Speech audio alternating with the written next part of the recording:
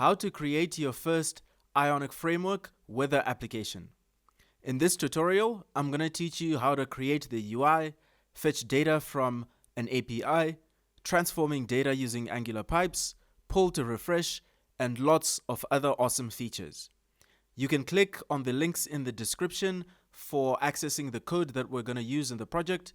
And as well, if you want to go a step further, there's a premium tutorial with even more features available.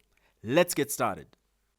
Step number 1 is starting a new Ionic project.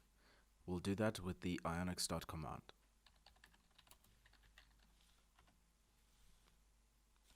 We don't want to use the app creation wizard. We're going to be using Angular, and we're going to call our application Ionic Weather. And we want to use the blank starter template.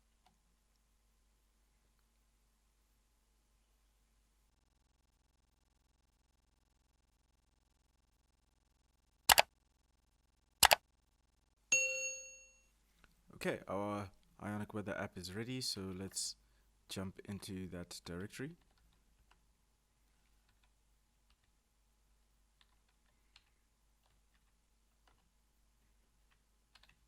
And in the Ionic Weather directory, we want to open the project in our favorite editor. I'm using Visual Studio Code. And we want to head to source, app, home, and let's open home.html, and then let's run our project in the browser.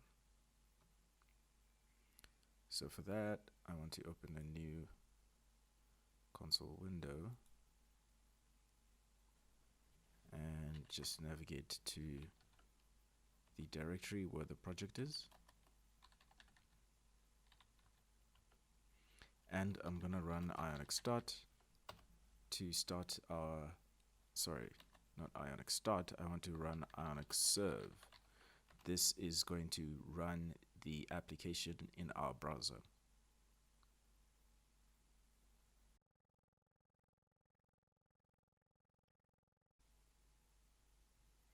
Okay, so our application is open in the browser. I'm going to press Ctrl-Shift-I to open the Chrome Developer Tools, and you can toggle this device icon here to have this device frame. Now the device frame is only available for certain devices. So for example, if I choose iPhone 10, there's no device frame.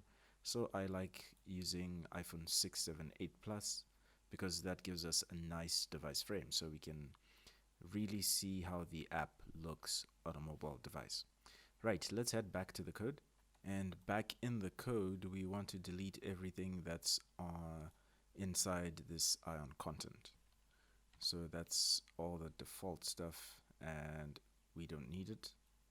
And here, just going to rename the application.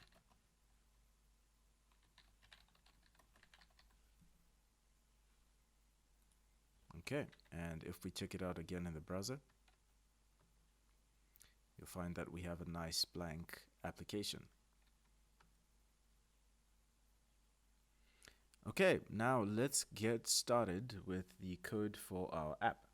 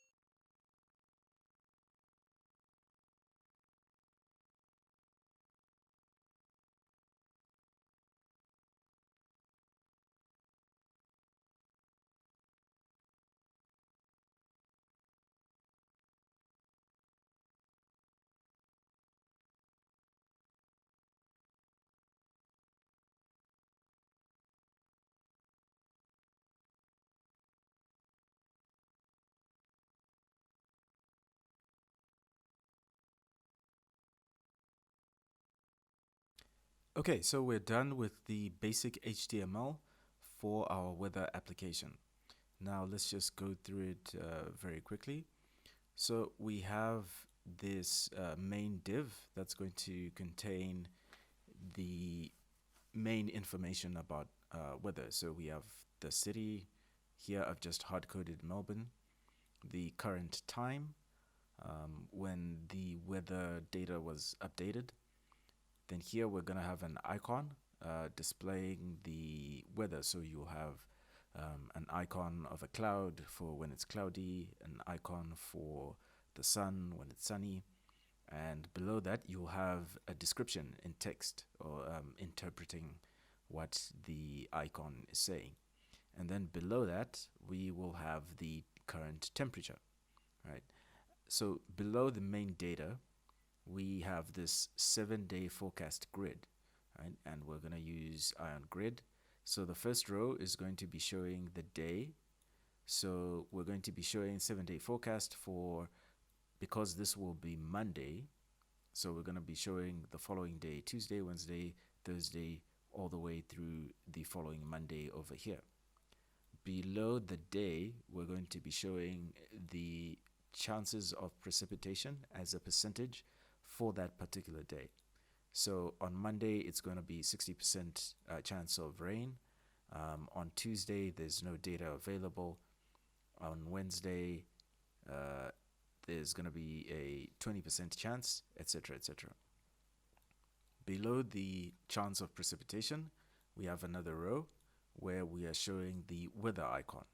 So the same weather icon that we're showing on the current day, we're going to be showing the icons corresponding with the forecast for the subsequent days in the 7-day forecast. Below the weather icon, we are going to have the maximum temperature for that particular day and the minimum temperature for that particular day. So that's it. Let's save this file and check out what it looks like in our browser. Okay, so you can see the information looks pretty ugly. That's because it's purely HTML. So we need to put in some CSS so that it looks nice. Also, one other thing is our image isn't displaying. This is the image for the weather icon. So let's fix that quickly. Okay, as we can see, we are the source of our image is this assets folder, and we need to put in a file called 2x.png. If we come here and assets, right, so inside this folder is where we need to place that file. So let me do that quickly. Okay, so I've copied the file into the appropriate folder, and I've noticed there's a mistake here because here we're using 2x, and down here we are using x2. So we need to correct this before we refresh. So I'm holding Alt and then clicking for this multiple selection so that I can change all the lines at once, and I can press Control S or Command S on a Mac to save, and let's check the browser. And as you can see, we have this cloud icon, and yep, that means everything in our template file is working as expected. So next, let's add some CSS so that our application looks nice. So let's head over to the Explorer, and we want to open home.page.ts CSS. And we want to delete the code that comes by default, and we now want to enter our custom code.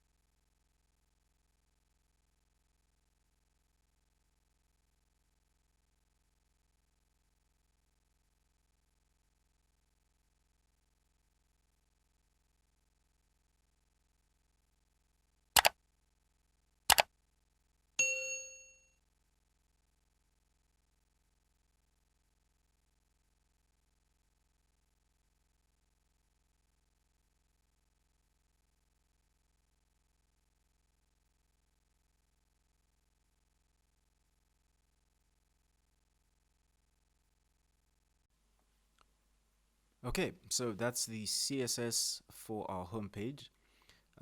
Let's just have a quick run through.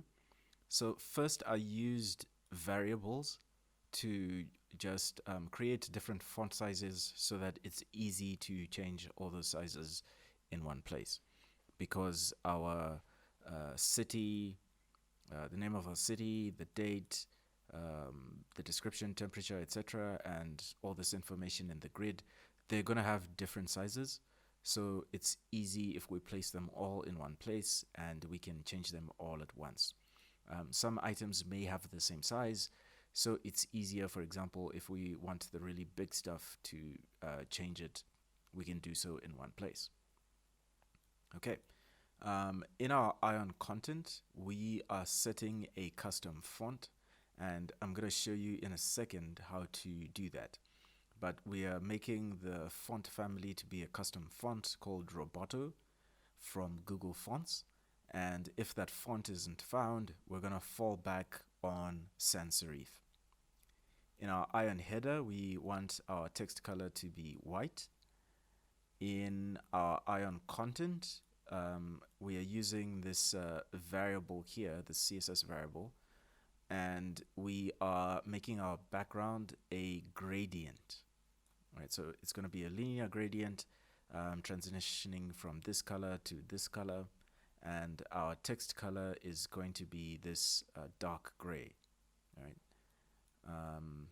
If we go to, okay, so the main class is this one, where we have the main information on that particular day's weather. So we're just making it display a block so that all the items are stacked one on top of the other, and all the text is going to be aligned to the center. In our city, so the city is here, this span here. Again, we're gonna make it a block level element. We want it to be bold. We want it to have a bit of padding, and our font size is going to be font size number 3. For the date, again, also block, font size number 5, bold. Our description, font size 3, bold. Our temperature, font size 1, with no padding and no margin. Our icon, font size 4, and padding top. I don't really think we need font sizes now because we're using an image. I put this during testing where I was experimenting with different text. So this is not necessarily useful, but I'm gonna just leave it there. You can delete it if you want. And in our grid, we are going to align all the text to the center. Our grid is going to be fixed at the bottom. So on larger screens, the grid will always show at the bottom, even if there's space in between the grid and all the items at the top. And we're gonna make the day bold, so that's this day here is gonna be bold, and everything else underneath it will not be bold. And I've just made everything else have a display of block so that we can just make sure that everything is stacked one on top of the other. Let's press Ctrl S to save, and let's check out the app in our browser. So as you can see, we have the app looking much better. I think we need a few more adjustments. The title here isn't showing very well, so I think rather than having it white, we want it to be a bit darker. And we can do that up here in our Ion header. So instead of triple F, which is white, let's try triple A. Is that dark enough? Let's see. Let's save. Okay, it's better, but not quite dark enough. So let's perhaps make this 555. Yeah, and the preview looks dark enough. Okay, that's much better. So our title is showing well. Okay, so the other issue is our description here. It's not, sorry, our temperature here, it's not displaying properly. I think it'll look better once we change the font. So let's check out how we can use different fonts that aren't the default fonts. So for that, let's head to our browser and we want to go to Google Fonts.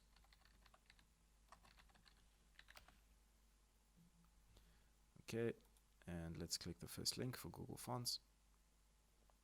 Okay, so Google Fonts is this awesome service that allows us to use custom fonts in our websites and applications, etc. And if you know the name of the font you'd like, you can search it up here. Or alternatively, you can go to the categories and select whichever one you want. So for example, if we wanted handwriting fonts, you'd have all the different handwriting type fonts that you like there. But we want this one, Roboto. So we're going to select Roboto, and it gives you a preview here, depending on all the different sizes and everything. So how you import this into your Ionic application is you come onto this right panel and you want to select this at import, and you see we have this style tag that we can insert into our HTML. So you want to copy this, and after having copied it, you want to go back to the project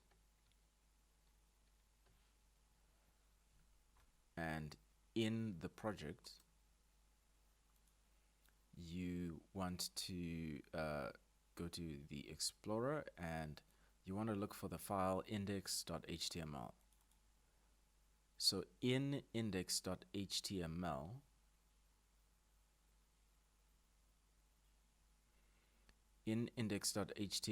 inside the head tags, so inside this one, you want to paste in the style tag that we got from Google Fonts. Once we save that, our font should change because so the procedure is you paste this into the HTML file, the index.html file, and you want to make sure that in your CSS that you are changing the font family to the desired font. So we'd already done that. So as soon as I save this, our page should reload with the correct font. Okay, let's close this. So here is our application using the sans serif font. And as soon as we save this,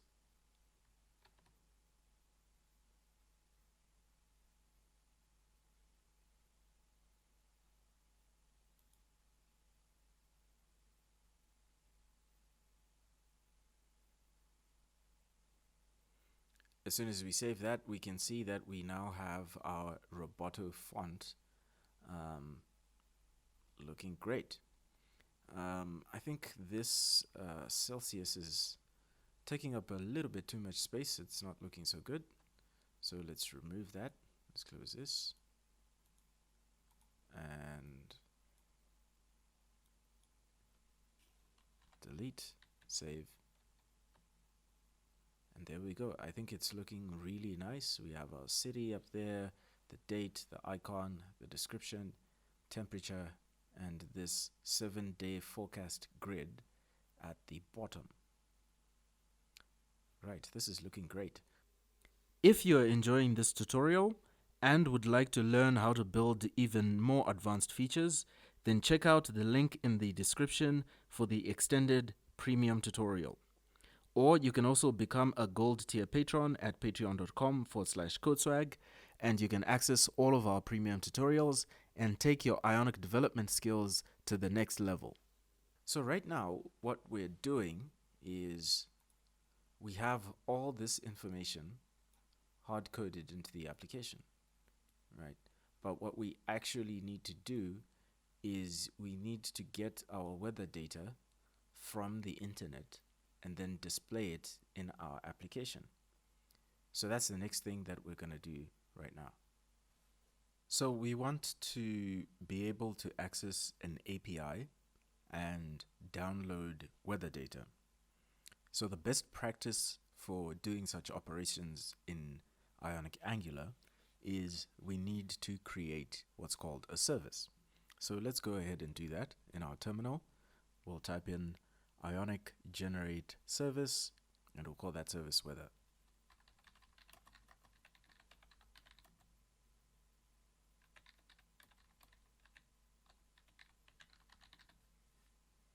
Okay, so here we're saying Ionic should generate a service, and here we're just putting it in a folder called services, right? And the service is going to be called the weather service. So let's press enter. And our weather service has been generated. Let's head to the project in VS Code. And if we check on the side here, you'll see we have this new folder called services. And inside that folder, we have this weather.service.ts file. Right, so basically a service is a class in Angular that has this injectable decorator, meaning that we can inject it into another class. So basically it's a class that performs a specific task, right? So we want to use this class to make HTTP calls to our weather API. In order for us to use HTTP in here, we actually have to import the HTTP client into our Angular app. So we'll do that by going to app.module.ts, and in this file we want to import the HTTP client module.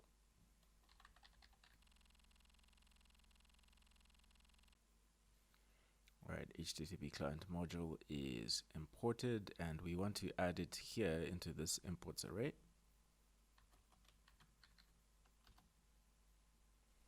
And that's it. Let's save this file, close it, and go back to our weather service.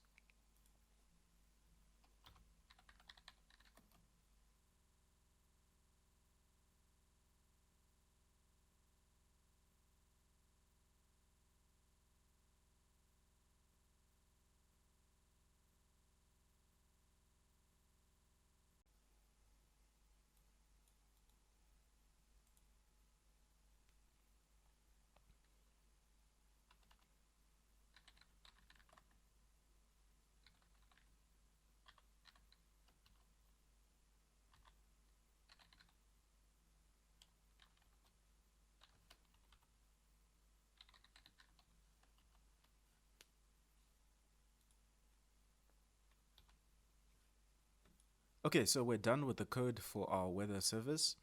Let's go through it quickly. We are importing the HTTP client from Angular Common HTTP, as well as the observable class from RxJS. And of course, we have to instantiate our HTTP client, a local version of it. And inside our weather service, we have this method called getWeatherData, and it returns a type of an observable of type any. Right. So inside our method, we are creating a variable for our latitude, a variable for the longitude. This is for the city or the location that we want to get our weather data for, right? And we also need an API ID because you need to sign up for the API. You get an API ID or an API key in order to access the API. So you should register for the OpenweatherMap API, and I'll show you that in a second, right? And then we have this query string. So how we access the API is we have this URL, and inside the URL we put in our latitude and our longitude, and here we exclude certain information that we don't want. So we don't want a minutely report, an hourly report, we don't want alerts, and we have to append our app ID, right? So please take note that these are backticks and not the normal single quotes like here.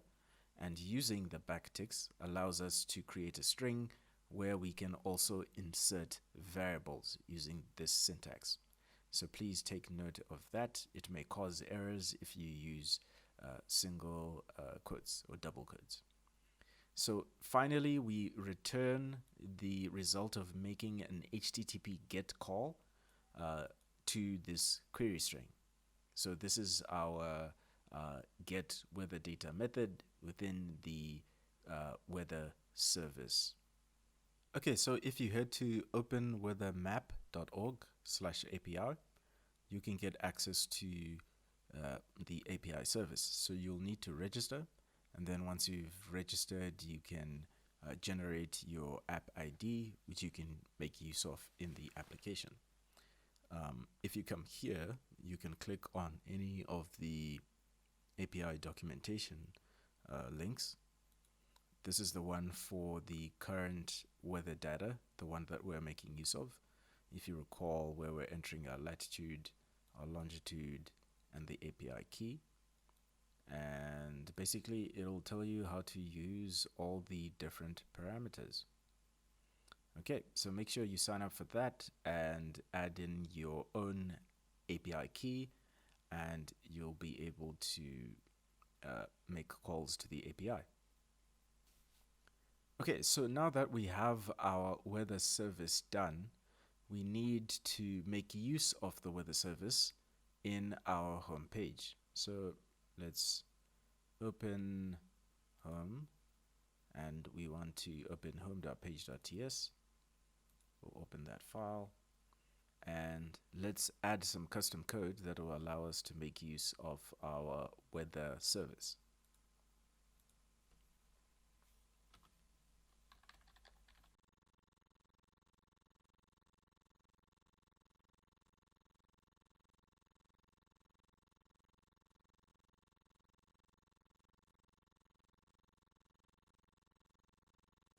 Okay, let's quickly go over the code.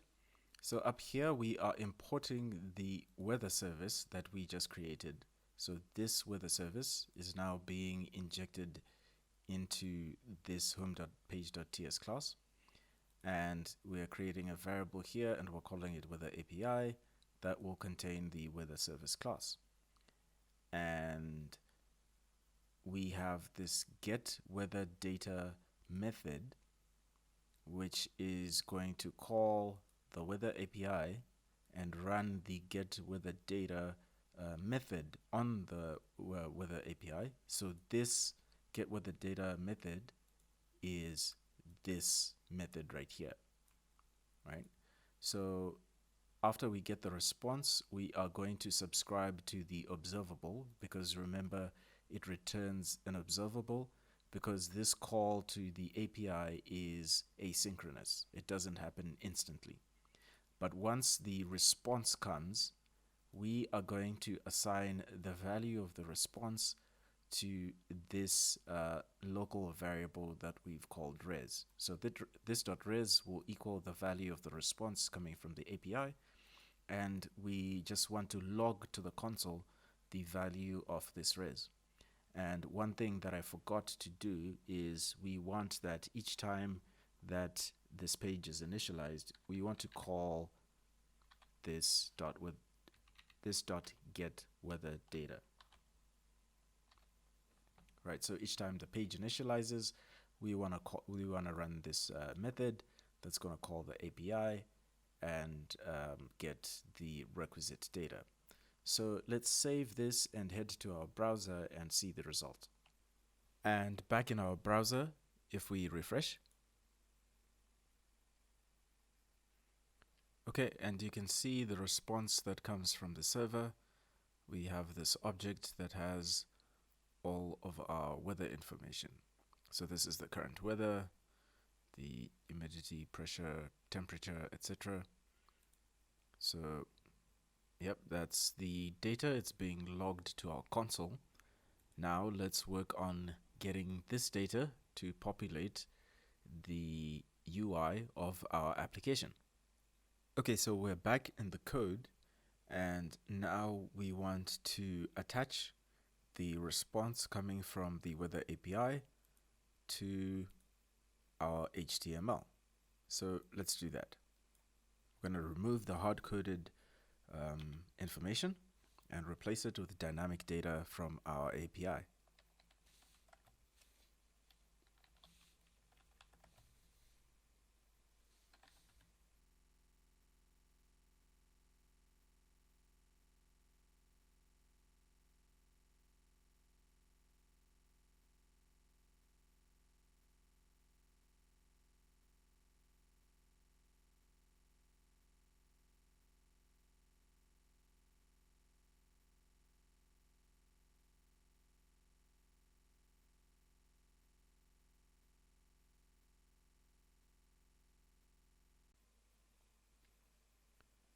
Okay, we're done adding the code that is going to apply the dynamic data coming from the API.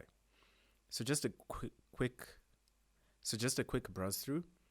So we've left the city hard-coded because we are using fixed latitude and longitude.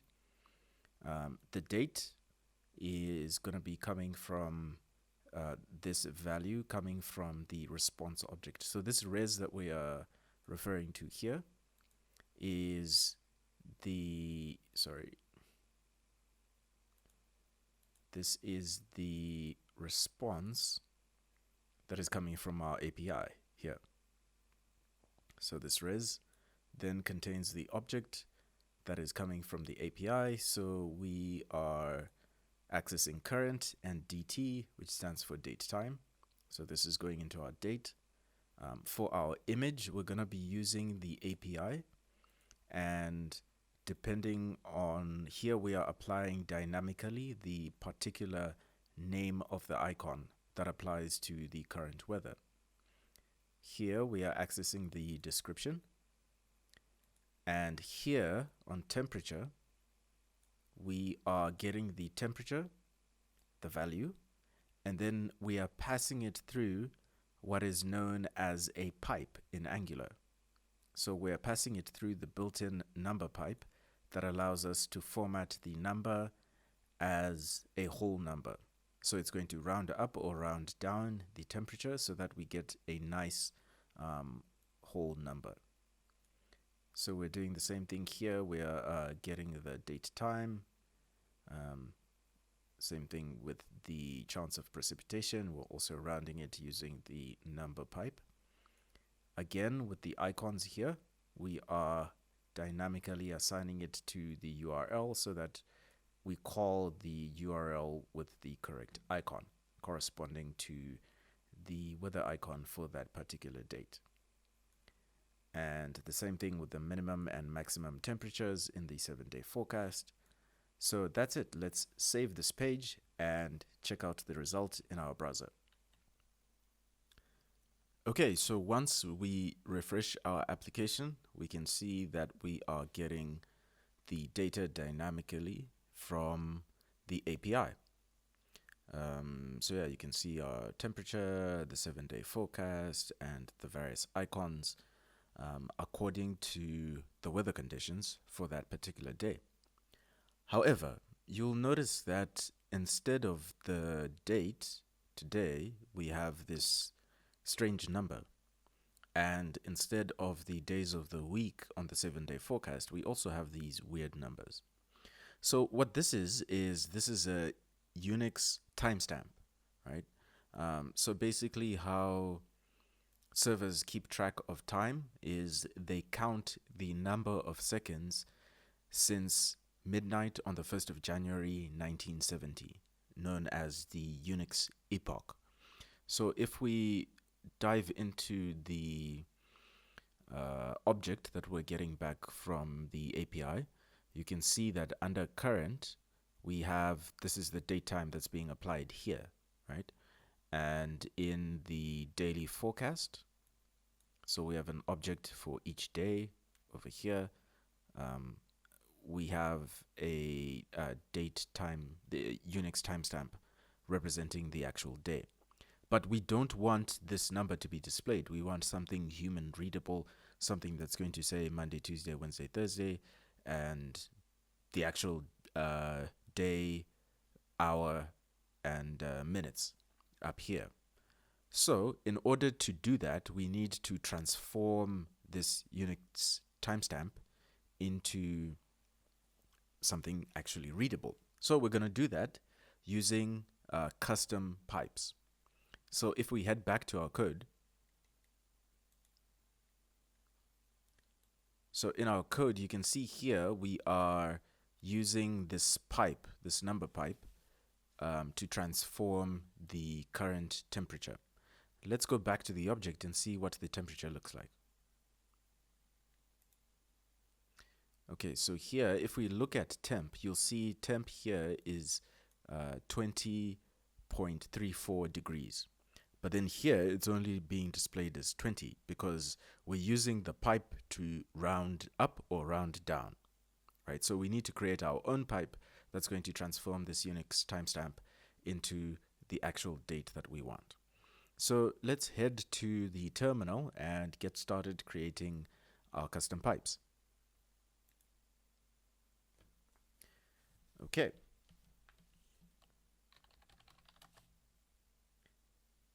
So we want to create 2 pipes.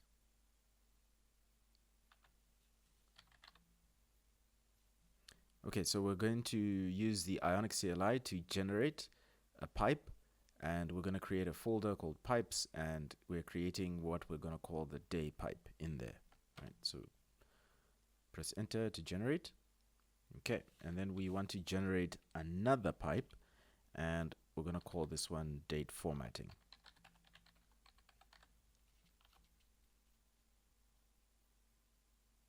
Okay, awesome. Let's head to Visual Studio Code. Okay, so if we go onto our panel here, you'll notice we have this new folder called pipes. And in the pipes folder, we have the day pipe and the date formatting pipe, right? So this is where we are going to be working to create our various pipes. Okay, so let's get started with the code that we need.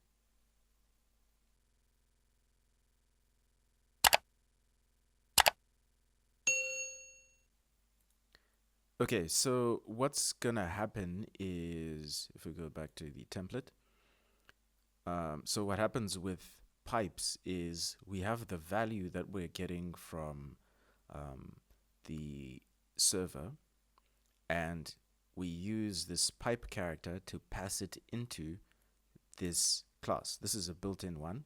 So in our case, we have a pipe whose name is day, right? So this is in the definition of this one, of this number pipe, it has its name as number here.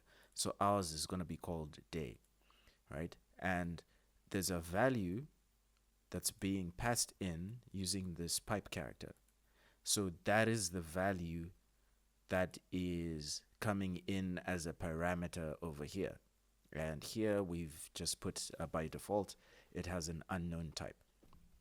Right, so the transform method is going to receive a value, and it's going to perform whatever operations that we want to perform on that value. So regarding, so we're going to be using the day, pipe here, where we want to convert this this Unix timestamp value into an actual day of the week, right? So when we get that Unix timestamp value, we are creating a temporary variable that we're going to call A, and we're going to create a new date object. And using that value, we're going to be passing it into the date object so that we create an actual JavaScript date object.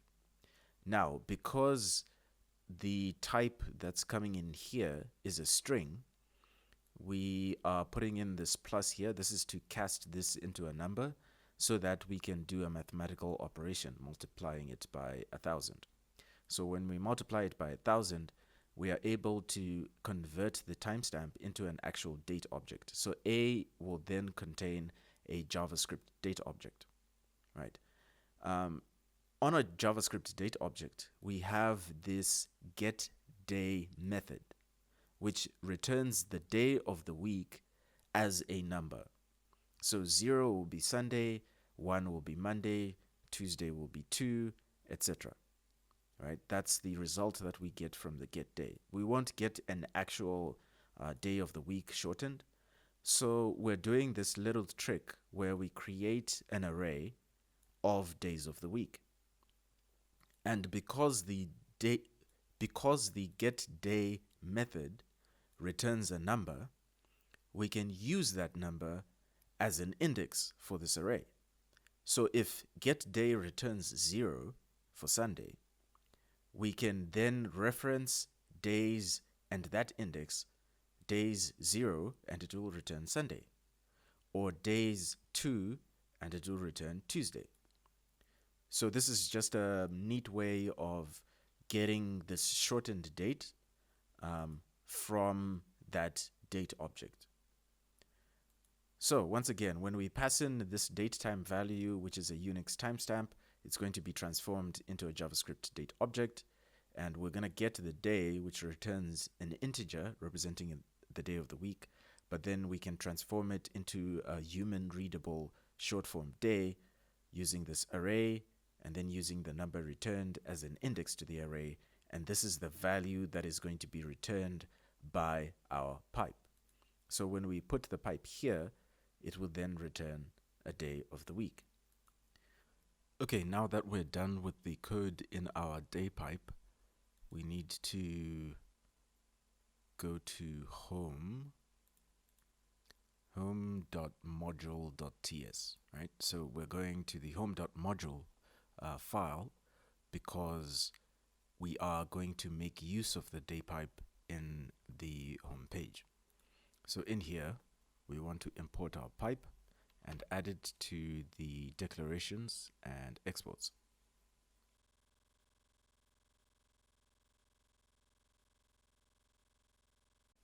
Okay, let's save that. And here, let's make use of the date. And here, let's make use of the day pipe.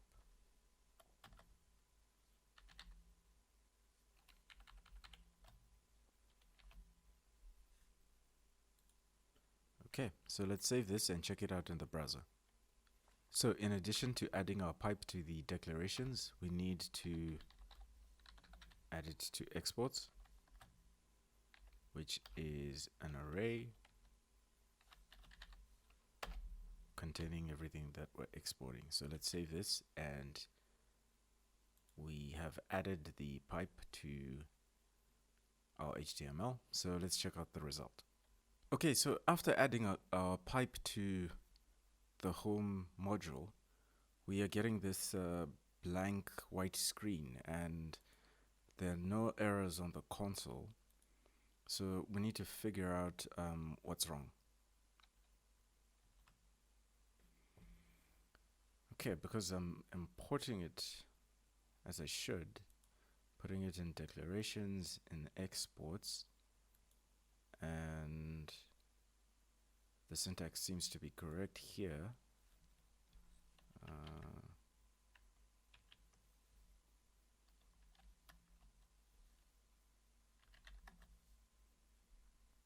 And here in the template, I seem to be making correct use of it. Let's save and check the browser again. But again, we still have that error. Okay, let's do a bit of investigation.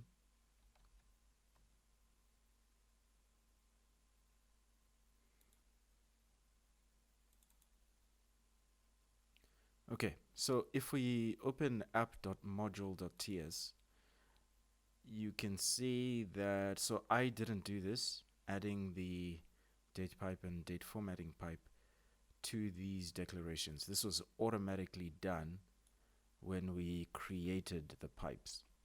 So let's remove that and remove this, because I suspect this is what's causing the error. They shouldn't be added to app module, but rather to the module of the page where we're making use of the pipes. So if we save this, this should now work. And indeed it does work. Right, so you can see that we have our days being displayed correctly. So if we go back, you can see that we are passing in the Unix timestamp into our day filter, and the result is expected. The result is as expected. Right, so let's work on this date and time up here. Let's create the pipe for that and add it to our application. If you are enjoying this tutorial and would like to learn how to build even more advanced features, then check out the link in the description for the extended premium tutorial. Or you can also become a gold tier patron at patreon.com/codeswag, and you can access all of our premium tutorials and take your Ionic development skills to the next level. Okay, so we're going to close this. Home.page.ts, I want to close that. And let's close this. Then we go to our pipes, date formatting pipe.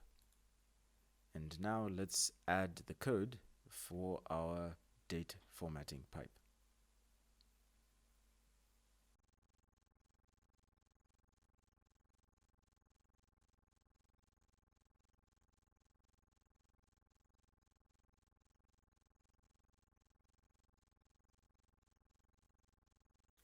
Okay, so this is the code for formatting our date.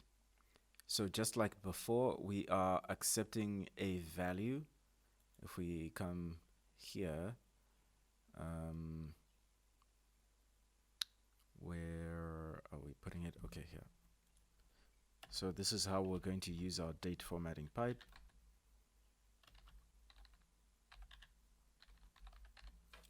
All right, so this name here, this is the name of our pipe. Copy is what we're going to use in our template there. Let me just paste it, make sure everything is correct. Right, so this Unix timestamp here is going to get passed into our pipe. So this is the value here, the parameter here, Unix timestamp. And because we're getting it from our template, it's of type string, right? But then when we create our date object, we put in this plus here so that we typecast the string into a number. So when it's a number, we can safely multiply it by 1000, pass it into the date function, and A becomes a JavaScript date object. So in the return, and then we have these two arrays. One array is for the months of the year, another array for the days of the week. And just like before in our other pipe, we are using the arrays such that the value that we get from getDay, it returns the day as an integer, right? So then we pass it into the array. So if it returns a 0, that means it's Sunday. If it returns 1, it's Monday. If it returns 3, it's Wednesday. So we are using the same concept for the months as well. So in our return statement, we are just concatenating or joining together the value that we get for the day of the week, and then we add a comma and a space, and then we get the date, we add a space, and then we get the month, add a space, and then the time in terms of the current hour, we put a colon, and then the minutes. So that's how our date formatting pipe is going to work. So let's save the template file and save the pipe file, and let's check in our browser. We're still getting an error. That's because we haven't added the date formatting pipe into our module. So let's do that quickly. Okay, so we add our date formatting pipe to the declarations and to the exports in the module file of the page where we are making use of the pipe. And just one more check to ensure that we are not adding it to the declarations of app module, because that's what causes the error that we encountered before. So let's save, and our application reloads, but we're not getting the date. Let's check what's wrong.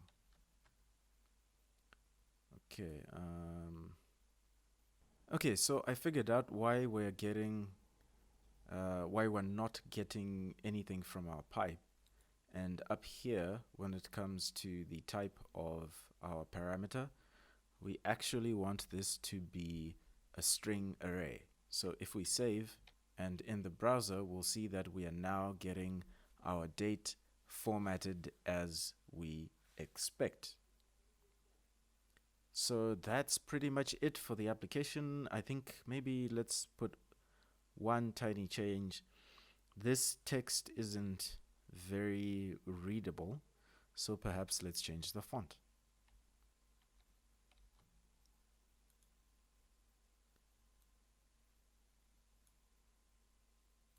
So we want to change the font family in the grid.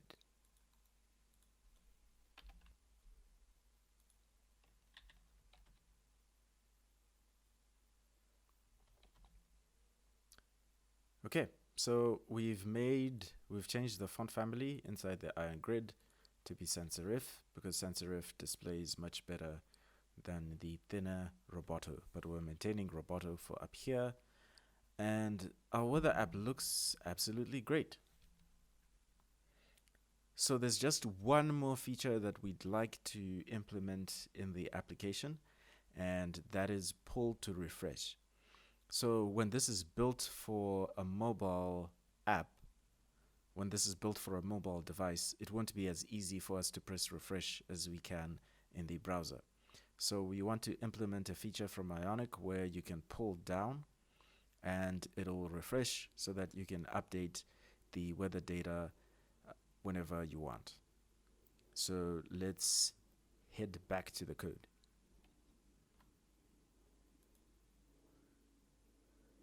Okay, so up here, we want to start adding our pull to refresh code.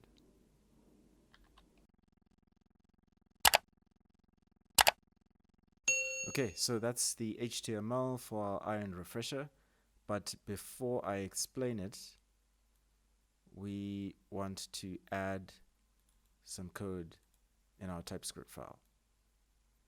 So I'm just going to copy this and close these. And let's open home.page.ts.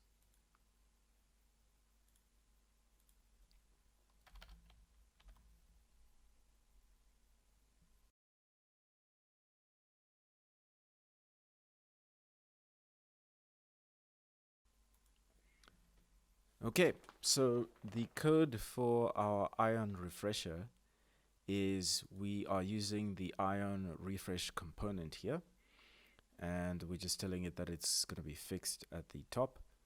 And when it refreshes, or when the Ion refresher is engaged, it's going to run a method called doRefresh. You don't have to name it this. You can name it anything. You can name it refresh method or whatever you like. And the event is going to be passed in to there. Let's save this. And in our TypeScript file, here we've defined that doRefresh method. So this method right here, we've defined it here. And when this method runs, we're going to log to the console that we are starting to refresh. And then we will make a call to our weather API to get some data, and then we'll subscribe to the response. And that response, we're going to overwrite the value of this res property. So at first, when the page loads, we're going to run get weather data, and we're going to set that value. And then when we run refresh, we're going to overwrite that value so that whatever new weather data comes in will replace the old weather data. And here we just want to log the response so that we see it in our console, and we log this text letting us know that we are done reloading the weather data. And then finally, on the event, we just want to indicate to the Ion refresher that the operation is complete using this complete method, and that will stop the animation of the Ion refresher. So let's save this, and in the browser we have our app. But if we pull down, you can see, okay, let's start again. Okay, so our app loads for the first time and we get this response from line 24, right? Line 24. Line 24 is here where we are logging the initial response from the call to get weather data. And then if we engage pull to refresh, you can see we now get this response from line 32, right? And here we have our ion refresh running. The response comes and it says done reloading weather data. So this log is coming from line 32, and line 32 is here. So you can see our methods are working as expected. And you can see there's this animation that runs for a split second, and it's that animation that is stopped when we run this method here. So that's it. Our weather application is complete. You can see that we are getting the weather information, the latest weather information for Melbourne, Australia. We're getting an icon representing what's happening. We have a description, we have the temperature, and we have a 7-day forecast with temperature highs, temperature lows, and an icon representing what the weather will be like. So that's it. Congratulations on building your first Ionic weather application. If you'd like to access the code that we built in this tutorial, check the link in the description below, and all you need to do is just enter your email address and then you will get the link to the code sent straight to your inbox. Okay, so that's it for the application that we're building in this tutorial. But before we go, I want to let you know about the extended premium tutorial. So in the extended tutorial, we are going to add more features to make our application much better. For instance, we'll be adding a GPS feature where we get weather data for the current location rather than in this application where we had hard-coded the coordinates for Melbourne. We also want to dynamically change the color scheme according to the time of the day so that it sort of matches what the sky looks like. We also want to build another feature where we get more detailed weather reports using the Ion popover feature of Ionic. And we want to have a settings page. In the settings page, we could add different cities. If we don't want to use GPS, we can just choose the city for whose weather we want to get. And also changing the units. In this application, we're making use of degrees Celsius. And in the settings page, we'll be able to change to Fahrenheit or Kelvin or whatever different units we want to change to. And then finally, I'll be showing you how you can then deploy your Ionic application to the various app stores. So if you're interested in this tutorial, you can become a patron, a gold level patron, and you have access to all of our premium tutorials. Or you can also click on the link in the description below and sign up for the premium tutorials. So this is just an illustration of what I mean by the dynamic color scheme that is going to respond to different times of the day. So for example, during the bright afternoons and mornings, we'll have the color scheme showing on the left.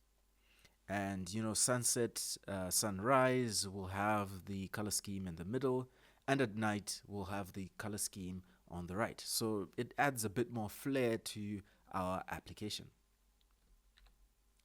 So finally, like I said, if you want to be able to access the premium tutorials, there are two options. You can use the link in the description, or you can become a gold level patron, and for only $10, you can access this and other premium tutorials that are not going to be available on YouTube or any other platform, only available to patrons and premium tutorial subscribers. So please sign up for that. The money does go a long way in supporting the efforts of this channel to create more great tutorials for you. So thank you for watching this. Please make sure that you like, comment, and subscribe. See you in the next tutorial.